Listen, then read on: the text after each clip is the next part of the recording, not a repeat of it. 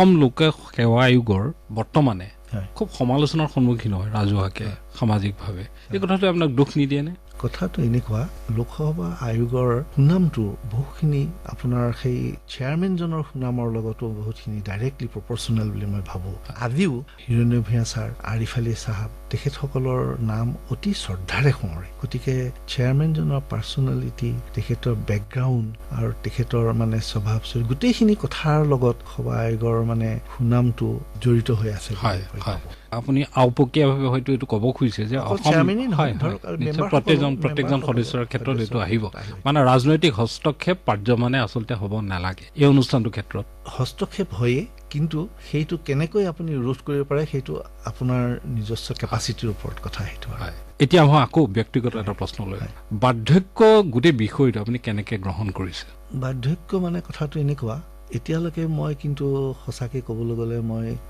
বুঢ়ালৈ আহিছোঁ বুলি কথাটো মোৰ ভাৱটো এবাৰলৈ মনলৈ নাহে কেতিয়াও নাহে ৰাতিপুৱা উঠিয়েই মই গানটো আৰম্ভ কৰোঁ গান দিয়েই মানে মোৰ বাজিয়েই থাকে মোৰ গোটেই হেৰি মোৰ এটা গানত এটা গান শুনাৰ এটা মোৰ এটা চখ আছে চখ বুলিয়েই কওক আৰু আজি মানে আজৰি সময়ত আপুনি গান শুনে গানেই গান শুনো যোগ পঢ়ো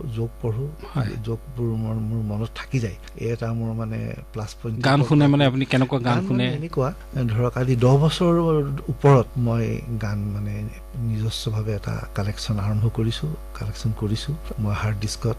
মোটামুটি ধৰক প্ৰায় 4-5 হাজাৰ মান গান হ'ব সেইখিনি গান মই 48 চনৰ পৰা আৰম্ভ কৰি year wise singer wise lyric wise মই বেলেগ ফাইল কৰি পেলাই মোৰ হাৰ্ড ডিস্কত মানে অসমীয়া থৈছোঁ অসমীয়া বঙালী হিন্দী ইংৰাজী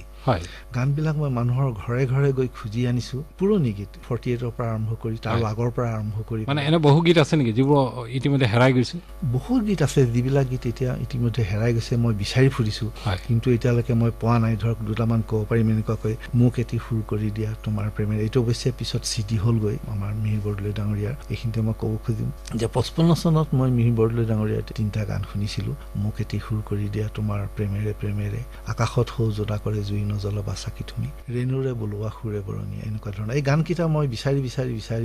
তাৰ আজি কেইবছৰমানৰ মাত্ৰ আগতে গম পালোঁ যে জোৰপুখুৰীৰ পাৰত তেখেত থাকে মই তেখেতৰ ঘৰলৈ গৈ তেখেতৰ ডিস্কখন খুজি আনি মই তাৰে এখন চিডি বনাই মই তেখেতক দিছোঁ বাকীকেইটা গান মই ৰাখিছোঁ এনেকুৱা কেইবাটাও গান মই বিচাৰি ফুৰিছোঁ এতিয়া পোৱা নাই জোনবাই দেশতে সাদিম গাঁও এখনি তাৰপিছতে ধৰক ফাগুণৰে পছোৱা আচলতে উৰুৱাই তাৰপিছতে ইমান ধুনীয়া মুকুতাৰ মালা মোৰ কুঞ্জ কাননজুৰি কুলিমাতে উৰি মোৰ কবিতাৰ ছন্দ হেৰাল এনেধৰণৰ বহুবিলাক গান মই এতিয়াও বিচাৰি ফুৰিছোঁ গানবোৰ 10 বছৰ হৈ গ'ল বেয়া হোৱা নাই নে এইবিলাক হাৰ্ড ডিস্কত থাকে ধুনীয়াকৈ ৰাখিছে সুন্দৰভাৱে থাকে একোৱেই নহয় ভূপেন হাজৰিকাৰ গীত ভূপেন্দ্ৰৰ গান অসংখ্য গান মই কিমান হ'ব মই হয়তো শৰ ওপৰেই হ'ব কেইবাশও হ'ব আৰু hamracd.com আৰু এনেকুৱা কেইটামান ইণ্টাৰনেটত হেৰি আছে তেওঁলোকক পইচা দিলেই তেওঁলোকে মানে গান বজাই দিয়ে আৰু মই তাত দেখি আচৰিত হ'লোঁ ভূপেন্দ্ৰৰ কিছুমান পুৰণি গান আছে তাত যিবিলাক গান আমি কম শুনিছোঁ সেইবিলাক গানো মানে মই আনি পেলাই সেইবিলাক গান মই বজাইছোঁ আৰু যিসকলে গান ভাল পায় তেওঁলোকক মই চিডি বনাই দিছোঁ আৰু যে মোলৈ ফোন কৰে এই গানটো শুনাচোন কেতিয়াবা শুনিছিলানে সেইটো গান শুনা নাই তুমি কেতিয়া ক'ত পালাটো নালাগে তুমি গানটো কেনে পাইছা বোলে বৰ ভাল লাগিলে গানটো আৰু বহুত পুৰণা গান তেনেকুৱা সেই অৰিজিনেল বস্তুখিনি মই বিচাৰোঁ এইটো আচলতে শুনি সন্তোষ পালোঁ আমাৰ শ্ৰোতাসকলেও ইয়াতে এটা নতুনত্বৰ স্বাদ পাব যে আপোনাৰ হাতত ইতিমধ্যে অজস্ৰ সীমাহীন গীতৰ এটা সীমাহীন বুলি নকওঁ পুৰণি গীত আচলতে এতিয়া পাবলৈ নাই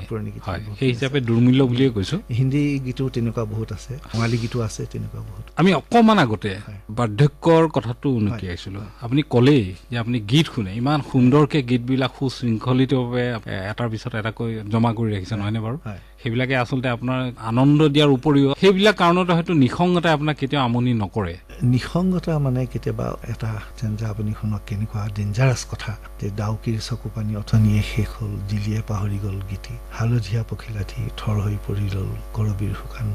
চাৰিত নিৰ্জনতাই মোৰ মুখৰ মৰম যতন মুখবেদনাৰে নিলে থাকি অকলশৰীয়া মই নিজৰ লগতে থাকোঁ নিজৰ নীৰৱ ভাষাৰে কথা পাতি এই ষ্টেঞ্জাটোতে নিসংগতা বস্তুটো কেনেকুৱা